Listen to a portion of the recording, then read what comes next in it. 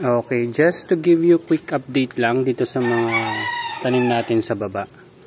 So ito, basil, kailangan ko nang i-refill, pero lago pa niya.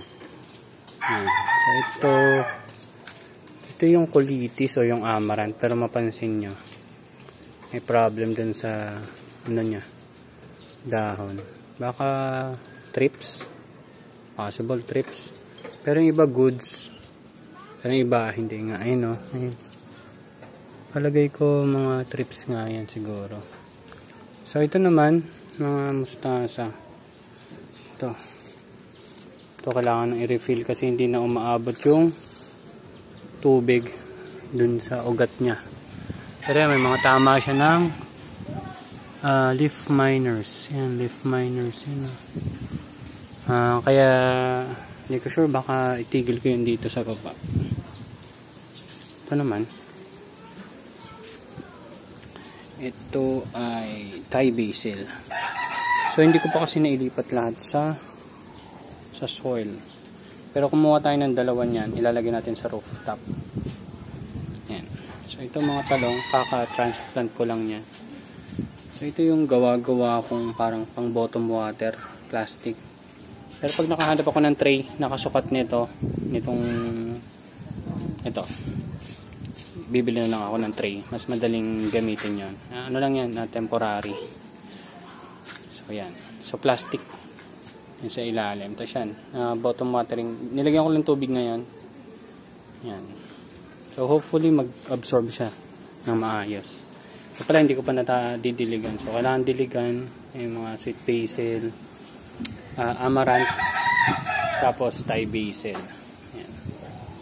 So dati nung yung amaranth medyo okay pa, ngayon nagkakaroon sila ng mga problema rin sa dahon. Trips siguro, trips. Ayun, open din kasi dito eh. Hindi ko rin naman pwedeng gawan ng fix na net kasi nga ginagawa rin tong parking, tong area na to. Yan, may harang lang siya para sa mga aso tsaka pusa. So yan, hopefully yun, mga nakaka 2 days na to eh, yung transplant ko niyan. Yung malalaki galing dito. So tinransplant ko sa soil. Parang ibang gusto. Mas madali kasi masanay sila sa soil kaysa sa hydroponics eh. Yan, tapos ito mga talong. So pag nabuhay, bibigay na lang din natin. Yan naman yung mga basil natin. So yan, wala na masyado. Yun, yung dami ng kinain ng insekto, mga pechay tsaka mustasa. Wala na. Yung binigay ko niya sa insekto. So ayun.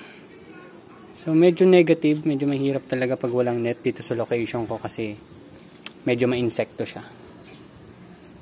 Sa urban tayo. Ayan. Pero goods naman, possible ang mag-thrive talaga dito sa baba ay itong Thai basil tsaka yung sweet basil. Yun na lang. Although, ina-atake rin naman sila ng insekto, pero very few.